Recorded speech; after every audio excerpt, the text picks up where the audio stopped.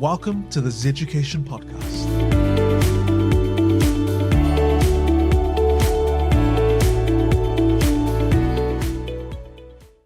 So, welcome to the Zeducation podcast, where it's all about career and leadership development. Today, we're talking about a question that every leader should be asking right now. How do we use AI to lift people, not just replace them? My guests are the co-founders of Second Half, Tyrone, Tangata-Makiri, and Kamilla Witehira, an AI enablement duo grounded in kaupapa Māori and community-first thinking. Tyrone brings creative technologies and years of work across sport, business, and community development, and Kamilla brings 15 plus years of operational leadership and a gift for building safe, practical pathways into emerging tech. Together, they help organizations and under-resourced communities harness AI in ways that strengthen autonomy, confidence, and real-world results. So why should you tune in? Because AI is no longer a tech decision, it's a leadership decision. We explore what great leaders are doing differently, how to build trust when the tools keep changing, and the mindsets that turn AI from a buzzword into everyday impact. Expect real talk, useful frameworks, and stories from the front lines of adoption. So whether you're a CEO, a team lead, or a person on the front line that everybody asks, can we do this with AI? This conversation will be helpful. So let's get into it. Tyrone, Kamilla, welcome to the show. How are you? Kia ora. Good, thank you. Thank you for having us. Awesome. Yeah, feeling good. And after your intro, I feel like I'm walking into a fight, like I'm ready to. Yeah. Hopefully I did some justice, but it's definitely nowhere near compared to, the kind of work that you guys are doing out there, and, keen to hear more about your guys' work. But before we get into it, in one sentence, both of you, we'll start with Tyrone first. What does people first AI mean to you? Oh, I think obviously it's within the title. Obviously, how do we put people first when it comes to, I guess not even just with AI, but in technology in general. And that's very much our corridor when we're going into communities or organizations, is that, it's very easy to say, hey, like, let's all flock and use the technology like AI. And I think it's very easy to get caught up in that as well and think that we have to adopt everything that AI is saying, make everything AI. But I guess for us and the way we see things is that, how do you put your people first? And that actually doesn't need technology to put people first. It's actually about, hopefully as an organization or group of people, you have values that you're sticking to, and how can we see that as the first thing first? Because it's very easy to get caught up in this, and also it's very uncertain, this future. It's evolving so quickly. There are other things that are coming that if you were to put the technology first instead of people first, I think you're going to easily go into a bit of trouble with doing that. So yeah, that's how I see it when we're talking about people first. I'm similar to that as well, around how can we align our use and AI-enabled systems to align with our values as people. And as Māori and Pacifica people, we've got such rich foundations to draw on. And I think there's an active part for a human or for a person to make that decision on how do you want to engage with this technology that's aligned to who you are. I love that. Technology aligning to who you are. Love that. So you guys are doing a lot of work out in the community, on the grassroots, on the front lines. You're engaging with a lot of people at government level, community level, even family level. I've seen some of you guys' stuff on social media. So I assume you guys are seeing a lot of things, hearing a lot of things. What are you seeing on the ground? How are people responding? What's the feel out there around AI at the moment? Yep. I think an observation is between 60 to 70% of the people we engage with still have a lot of apprehension towards AI. And a lot of that is built off either information that they've seen on social media or fears around what does AI mean for ourselves as an individual, but also for our community.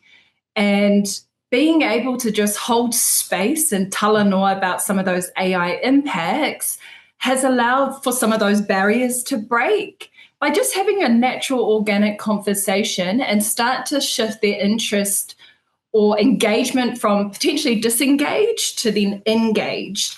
And that's a significant part of the mahi that we're observing and trying to awhi. Yeah. And I think the long story short, there's still a lot of apprehension and fear around it. And I think it's very logical to say that if you're fearful or afraid of something, how are you going to engage with something? So I think a lot of actually what we're doing is to say that, hey, we hear your fears, we hear your apprehension.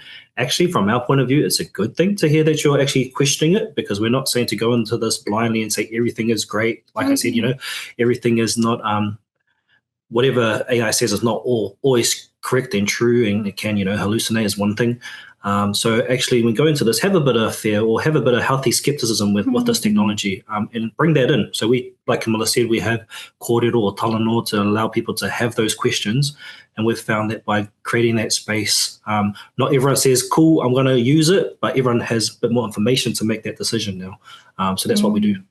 I love it. So you're working with, I saw a recent post with Auckland Council. So I saw like a whole crowd of people from government, right? Just there. And then I've seen some stuff out there in the community.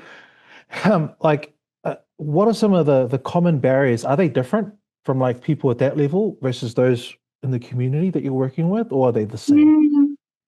Good question. Well, I think there definitely is a lot of similarities. Like even when working in our, from our communities to working within the, government space, a lot of them belong to communities that have, that same or shared fear around this as well. What I would say is a bit different is that, and this, Kamilla might have a different opinion on this, but I'm finding that they're obviously within an organization, part of that, thing you have to kind of do is that you have to do what the organization's doing around it. So a lot of organizations have a bit more of a, I wouldn't say motive to use AI, but it's something that we're going to have to use. We're going to improve our productivity. We're going to improve our impact. So people almost like, I don't want to use the word force, but, people are having to look into it. But with our communities, unless you belong to an organization or to a job, it's really up to your own personal choice of whether you want to or not. So that's what I'm noticing the difference. It's like a different conversation because people in community are having a bit more like, I can decide, where you can see organizations like, I have to because this is where our organization's going. So that's just my thoughts. I don't know if you have anything else. I'd agree as well. It depends on the setting and the environment. With whānau, a lot of the conversations around some of those social impacts or personal productivity hacks.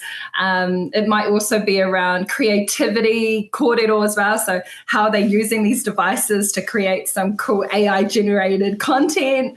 But then within a workplace, the conversation shifts towards, as an organization, what are their current efforts and focuses and strategic outcomes that they're trying to leverage with a lot of these AI tools. Nice. I love what you mentioned earlier around getting them from disengaged to engaged, right? Or at least curious about looking into it, right? Learning more. How do you do that? What are you guys doing at the moment to kind of shift people's mindset and curiosity about the technology? Because the reason I'm asking that is because I just saw, like in the news recently, you've probably seen it with Amazon, where they've let go of I think it was around 30,000 people, jobs gone. That's 30,000 families gone. And the reason is because of AI and technology, right? So what are your thoughts around that? Yeah, that's a really good question. Because I think coming back to that whole apprehension and fear, I think that's a big part of it too. Like, why are we learning about this technology that could potentially take over, our livelihood? So we kind of lean into that conversation. And I think, I don't know if we've gotten to a place where everyone we talk to, they feel a lot more better about it. But we do, we have a survey and people do tell us that they feel a lot less apprehensive about this stuff. But we've found that by acknowledging that that's a real impact, people actually respect us more to kind of listen in and actually go, okay, then if that's going to happen, how else can we better prepare? So for me and what we do is like we have a bit of a framework that we follow and we've created that kind of looks into how do we make this relevant and how do we make people trust? And part of this trust is not to say like, everything you see on social media is wrong. It's actually let's dissect this a little bit. Let's actually play this out. Let's have that conversation because some of the things that are out there, like, in terms of particular things that might happen in our job, not all of them are true, but some can be true if we play it out long enough in a longer enough time horizon, I guess. So yeah. The way that we do it is by engaging in that conversation. I like to probably like make an analogy like similar to like kids when kids ask you a question and usually like, nah, just because I said so. Like we actually go, actually, you've asked that question. If I know or have a perspective on it, let's have that conversation. If I don't, I'll tell you I don't know. Or I do the funny thing and go, well, ChatGPT might know, maybe ask it. But yeah, we engage with the conversation instead of actually saying, let's not have that conversation. I think it's definitely meeting the individual where they are and what was the foundation of that thought? Where did that information come from? Yeah. And like Tyrone said, dissecting that down and then building, okay, so what's the truth within that thought, and what are some more unknowns? What are the concerns? What are the risks? And a natural process for them to understand that then helps them transition more towards growing their engagement towards this conversation, is what we've seen with the people we've engaged with. I love that. How urgent is it to learn AI or adopt AI? Like, is it as urgent as if you don't get on it right now on the wagon, like you're going to fall behind? Like, tell us around, from your opinion, what you're seeing, what you're learning, because people look up to you guys. You guys are the AI experts. Like, hopefully you can see some of the trends. Well, in my mind, that's how I see it. But what are your guys' thoughts and opinions around it? Like, how important is it for people to adopt AI right now? Yeah. That's a good question. You want to start? Yeah. For me personally, so a little bit about my background. I am non-technical. I had an opposite of a reputation in my previous career that I was struggling with Excel, presentations, basically everyday applications. I was the person in the office like, help me. I'm still that person at home as well. My 5-year-old would help me turn TV on and all the things. So, but I think a shift in interest came for me a couple of years ago when Tyrone told me what AI was. He briefly explained some of the impacts it will have, and it triggered my own, it triggered a desire to lead in my own self-led learning. And when I could start to understand the nature of artificial intelligence being what we call a general purpose technology, and that meaning it will most likely be embedded or incorporated into most sectors or industries within our lives, and it will have significant impacts to then the trajectory of each of those sectors. Once I understood that and understood the exponential rate of growth this technology is advancing at and the capabilities that it has, that really triggered my own desire to learn more about this technology. So it was an individual desire for me to engage in that process. It wasn't, there was no societal pressure or coercion for me to engage in it. And I think that's a really important step for an individual to start, is that it has to be based off your own desires. For me, it was heavily around being a parent and being a mom to our 2 young boys. They're AI natives. So how do I equip myself so that I can walk alongside them? But it is truly, for me, what's kept me here is the exponential rate of growth that AI alongside advancing technologies is developing at. That really made me stay within this space. Yeah. And I guess just to dovetail that, sorry. I think because of that exponential growth, and to be honest, if you look at some graphs, it's even further than exponential. Some things are growing faster. For me, that's a reason to understand what's going on. And the reason why I say understand instead of adopt, because a big part of what we're trying to do, and a big purpose of why we're doing what we're doing, is around self-determination. So for people to be able to make their own choices, and hopefully what we're doing is informing the masses that, what you're thinking about it, that some of it's true, some of it may not be true, but there's all this other information that you might want to be aware of. So I feel like people should race to understand it, like everyone, even every age, if we can translate it for younger audiences, all the way to, more experienced, big believer in that.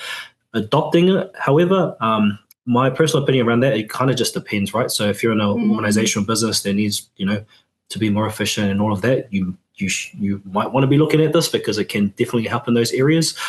But also, I think when it comes to AI, because it's evolving so much and the tools are evolving so rapidly, I'm actually more of the opinion of people being able to really understand the space that they're in. So when we're talking about AI, I see it as a an opportunity to support whatever it is that you're trying to understand. And for me, that could be like if you're in a sporting arena, how do you become so knowledgeable around the thing that you do around helping, let's say sports, helping athletes know how that works. And then you use AI to support that. So for me, it's more about how do you really adopt the domain industry expertise mindset more than adopting technology, because it's evolving so quickly. But everyone should be racing out there to understand it. Yeah, nice. I love that. It reminds me of the ProSci methodology around change management. You know that one, ADKAR? So it sounds like that's what you guys are kind of like doing. So, ADKAR, for those who don't know, ADKAR, acronym for change management. A for awareness. So it sounds like you guys are doing a lot in that space. A, D for desire, you mentioned, Kamilla. So people need to have a desire. So even though they're aware of it, do they actually desire to change? So, so and then the K is knowledge. Do they have the knowledge to change? Right? A, do they have the ability to change? So that's where training and skills. And then R is reinforce, because you got to reinforce that change. Otherwise, people go back to the old ways. So it sounds like you guys are not just jumping straight to like training them, like the ability, like people first need awareness around it, like proper awareness, because there's a lot of confusion around what is AI. What does it mean for me, my industry, my company, my business, my community? And with that understanding, do I have now a desire to change? So it makes total sense why you guys are approaching it this way. I love your other approach is very kaupapa Māori, eh? And you guys are very kaupapa Māori, supporting. Tell us a little bit about that. Yeah, like how does kaupapa Māori shape your guys' approach around AI and helping communities? Yeah, happy to jump in first. So I think I'll probably put out there when I reflect around kaupapa Māori, like I'm still on my learning journey too. So I'm still trying to understand, what does it mean for me? But obviously I know that I'm Māori, and I know that innately there are things that I do that are probably, our ancestors did over, over time.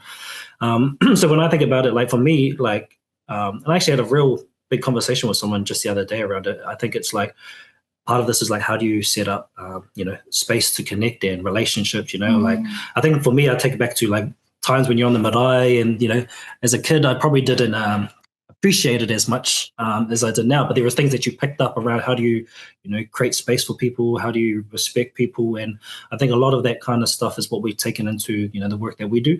And also acknowledging that, I'm still trying to connect. I know we're doing something, but what is it is still probably a thing for me. But then also like being obviously extended into like the tangata moana and being island myself, there's a lot of similarities and shared values that we hold. So I think for me, in a general sense, it's like, and it comes back to that first question you asked, is like, I think a lot of our communities or a lot of our cultures put people at the center. And I think that's what we're trying to kind of do with the work we do. So when I kind of reflect on kaupapa Māori and how we go about it, still on a learning journey, but it's like, how do we actually think about people in this regards to this technology?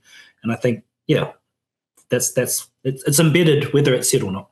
So that's how I see it. Yeah, agree. I think I'm really similar to Tyrone as well. We're both on our learning journey. But a lot of our practices around second half is around some of those innate values that we've grown up around: manaakitanga, kaitiakitanga, tikanga, mātauranga. Those are all things that we naturally were experiencing. Maybe we didn't have the certain language and terminology to describe those things, but you can tell the difference when you're in an environment where you feel that ahua, when you feel that wairua, it's there. And I guess that's our aspect of being kaupapa Māori, is how can we create that environment to bring people together. At the heart of it, it's our people. I love that analogy. Creating that environment, just a safe space for things to grow. Yeah. I love that. So, this podcast is about leadership development, so I want to kind of bring it back to leadership, because it's nice to start wide so we get a general understanding of AI, its impact out in the wider community, especially if you're a business leader. Like, you've got to know the macro, what's happening outside around the business, the external environment, right? So as a leader, as a person, like, what are your thoughts around this? Like, will AI replace leadership? First of all, and then the second question is, how can AI help you become a better leader? We'll start with the first one. Yeah. Will AI replace leadership? What are your thoughts? Interesting. Yeah, Tyrone's got some really good I was examples. going to say, you go first, Mark. It's a very interesting conversation. I think over time it can replace every part of an organization, but I guess the question is whether we want it or not. And I think that's going to be an ongoing question of, what can AI and then eventually robots do that humans can't. But I think it's similar to there's many people that exist in the world, but we don't listen to every single person, right? So even if these things can do certain things, I think it's still going to come down to how do you as a leader connect with people, how do you build those relationships, how do you understand people so that you can be someone that can support them and be of service to them. All those things are going to still matter, whether it's AI doing it or whether it's a human doing it over time. So yeah, I think for me, the conversation that I've been steering to more is like, instead of, if we acknowledge that it can, what can we be better at? What can we do better within, the skill set that we have, the time that we have to build those skill set, because it's easy to kind of get lost in that. And it's kind of like comparing yourself to another good leader, right? It's like, at the end of the day, you can do all the comparing, or you can actually be a leader and actually, serve people so they respect you as a leader. So yeah, to answer your question, it can, but I still think humans, if they can understand how to connect with people and really genuinely connect with people, I still think you've got a lot of value forever. I agree as well. I think it's those acknowledging the capability of AI-enabled systems and other emerging technology, that they will have the capability. I think at the end of the day, and this is partly why we do some of our mahi, is how can we raise awareness around some of the capabilities that these systems have, and how do we start to shape and guide the society that we want to live in, and what are those human values or the human environments that we want to live in our future. And that conversation should start today. What type of leadership do you want to see in the future when it will be coexistence? So I think, acknowledging that it's a capability and a possible reality. And we've seen even countries appoint AI-enabled ministers to have actual roles within government. And a lot of people aren't aware of what that future looks like in other countries. So how do we bring that conversation back home? I think is really important. Yeah, that's really interesting. AI-enabled, like you just mentioned, like pastors, like, in the community, church, and businesses. So it's not just in the workplace. And when people hear that, it can seem kind of strange, like, hey, what? Technology, spiritual, church, religion. And that's a whole different podcast. It might be, and I'm so sorry, just to be clear, that was an AI-enabled minister in government, not sorry. not in religious spaces that I know of. But hey, let's get into those spaces. No, let's get. Okay, cool. Thanks for clarifying that. So Kamilla was actually talking about ministers. Well, since I already opened up a can of worms, how do you see AI being useful and enabling, like, church communities, for example, those type of organizations, and leaders there? What an interesting corridor. And by no means we are experts in this space at all. We are not experts in this space. But like we mentioned, AI is a general purpose technology, and it has been integrated and embedded across all sectors and industries. And that includes religious faiths and denominations. I'm not aware of any integration of AI-enabled systems to speak on, but I know that there are a lot of international and national social commentary around what does this mean for our faiths? How do we use these tools? These tools have incredible memory. They can remember and recall a lot of text, a lot of religious text as well. So what does that mean? How could faith use these systems in that environment? I think it's an interesting conversation, and we're starting to see more momentum about that, but I don't have any specifics to speak on at this stage. What I can speak about, like, I think there's, man, I don't know why I keep coughing, but Major opportunity, especially like I come from a sporting background and I belong to kind of different sporting teams. And I think one of the challenges, not necessarily because of people, more because it's volunteering and time, is kind of governance. Being able to ensure that the club or this corporated society that you may belong to is all got the checks and balances when it comes to running a organization. But one of the challenges is getting time from people and ensuring that everyone is on the same page when it comes to stuff. So similar to that example that Kamilla mentioned with Diala, there is looking at a lot of international things. There's mixed reviews around whether it's a good thing or bad thing from people that are in that country. But the whole attempt of it was to ensure that there was less corruption when it came to procurement. Now, what people need to understand too is that these things are obviously being developed and programmed, so they will have a level of bias in it anyway, depending on who's built it, right? So I think there's always going to be a forever alignment problem around whether it's a human, because as humans, we can still choose to do the good and bad things. But even for technology that gets developed, is it doing the good or bad? However, if you had some of these within a governance structure like a sports club, they could do so much more things that, hey, you could maybe restrict their decision-making power to a little bit, but they have enough like knowledge and understanding of organization that can do some real wonders, especially if you can't have the capacity of people to do that. So I think there's a major opportunity, but I can also see how people will be like, should an AI be doing it or should a human be doing it? And I think that's an ongoing conversation. Agree. Nice. Yeah. I mean, like even just myself, I mean, I go to church, I use AI quite thoroughly. And I mean, like even before AI, people are using digital devices. Scriptures were all just hard copies. Now they're all digital, and people just scrolling. They don't. I've rarely seen anyone carry hard copy scriptures anymore these days.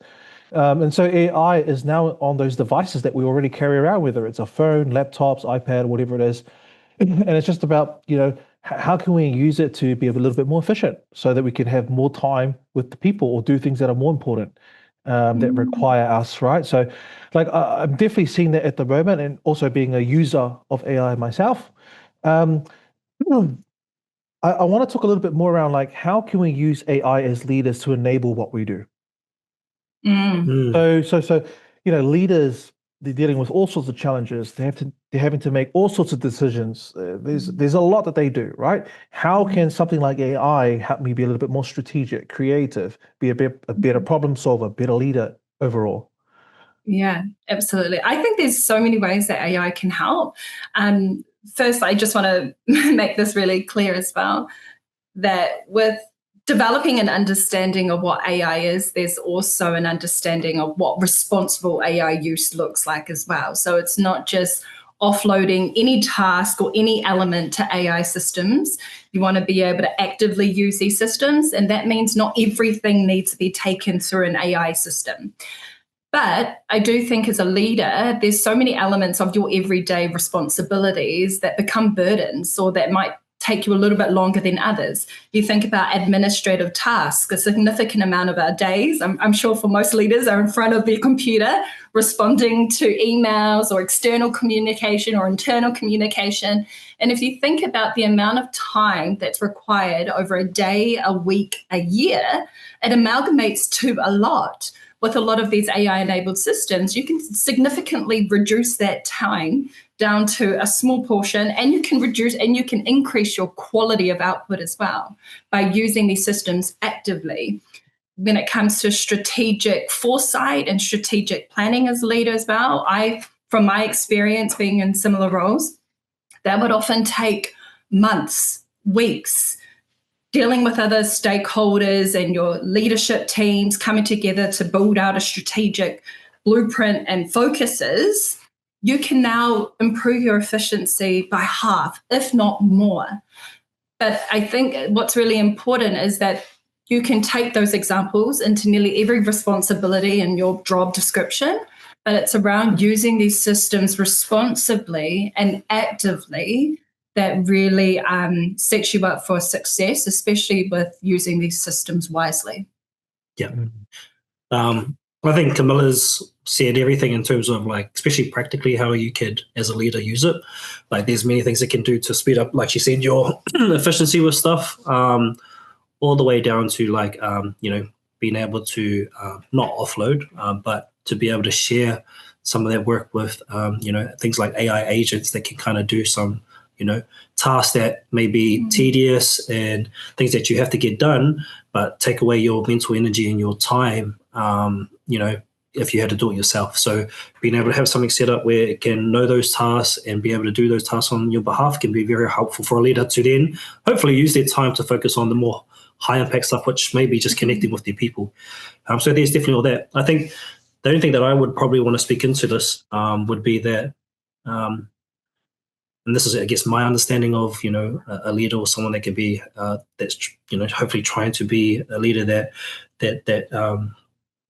serves people, is that how can you use AI to help you understand yourself more? And it's not that AI has the answers, but you can, obviously chat to it, or type to it. But I think a lot of what's going to be really difficult for leaders within this time is that it's so uncertain. And if you're constantly trying to just understand everything, like even for us, like being in this AI space, like I'll be honest, like maybe, just speaking about what we do, for the average person, we may know a bit more, but we don't know everything. It's very hard. It's so hard to keep up. So if every person or every leader, is trying to keep up with it, I'm like, good luck trying to keep up with that, and then trying to be, someone that people can connect with. So how else could you use this? Actually, how can I be, someone that understands myself more? And one of the things that we, not one, but like a constant thing that we do throughout our workshop is like, through, this kind of uncertain times, how do you know who you are? Because that's certain, right? And as an example of this, that's going to probably play out for most people, is that when you go to most spaces, people introduce themselves by their role. But in the AI future, that role might change a few times because you're going to be changing jobs, you're going to be changing titles, there's going to be different things that you do. But for ourselves, like, we came on here, obviously our cultures is who we know we are. I know I'm a father. There's so many things about my identity that I'm like, I know to say those, but I'm still trying to like, who am I as a father? Who am I when it comes to my culture? Like I said, we're still on a learning journey. So I feel like if you can be more concrete on yourself, it's going to help through these uncertain times because you're not going to know everything. So I think if leaders can use AI in that regards, I definitely think it will be beneficial. Love it. So as we're drawing close to the end of our podcast here, there's so much here. I wish, we've got to have a part 2 next time, because I feel like we could talk about AI and leadership all day. I mean, even just for myself, when I think about using AI as a leader, especially as a business owner, I remember when ChatGPT and that came out like a couple of years ago, and it came in hot. Everyone jumped on the wagon. I started using it for strategy and be like, oh man, Zeducation, how do we pivot? And it helped me do a SWOT analysis, of my competitors and everything like that internally. What are we good at? And then so it gave me this idea, helped me craft an idea around building a different type of range of services. And I launched it into the market in a couple of months, and I actually made money. Like it was like, man, it changed my perspective. But what I learned from that is not to use AI to give you the answers, but use AI to guide you to find the answers. Just like as a leader, it's still your call to make decisions. Don't offload decision making to AI, but use AI to help you think, to research, to get more information, more understanding. Like what you guys said, the magic word, more awareness, right, around it. But at the end of the day, you as a human are empowered, and it's your choice to make those decisions. So, no, I really like that. I mean, look, one of my final questions is, as a leader, what's your biggest advice for leaders right now around AI? Adopting AI, learning AI, whatever. I think it would be encouragement or a suggestion for a mindset. 2 versions or aspects: to have healthy skepticism and cautious optimism. Like that. Nice. Oh man, I'm struggling to like figure out which one, because I think a lot of the things that hopefully I articulated well. Don't know if I did. I think any of those things could be very helpful for a leader. What I did want to add from maybe a bit more of a practical sense is that what we're starting to experience within the work that we do is that obviously there's still a lot of apprehension. So we're still doing work to raise awareness around this, AI, but also like how it can help people, whether that's in communities or organizations. But talking openly and frankly, it's really situated around how an individual could use it. Where I think the opportunity lies for leaders is actually how do you integrate it across an organization or across teams? And that's where people, it sounds like an easy step because you could potentially just ask AI to do it. But we've found that a lot of teams kind of, and so I'm trying to say this kindly, get lost in trying to figure that out because a lot of it is because there's still uncertainty around where AI can help them in different areas. So I think for leaders, it's like part one is like, how can AI support, your team and yourself individually? But the next thing as leaders from a practical sense is how can you integrate it? And that's where we're seeing a lot of the value that organizations and people are getting out of it because simple examples that once you've got data in a centralized place where everyone can access it or AI can access it, then a lot more people can get more rich understanding of, if you've got stuff internally that, sometimes it's someone's drive folder and it's over there.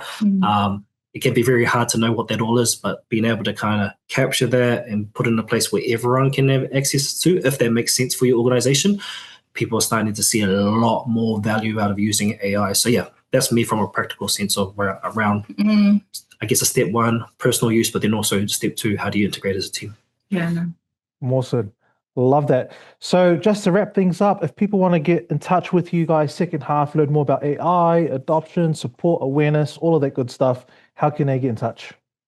Yeah, they can check out our Instagram page at secondhalf.co.nz and our website as well, secondhalf.co.nz. Don't be shy, reach out.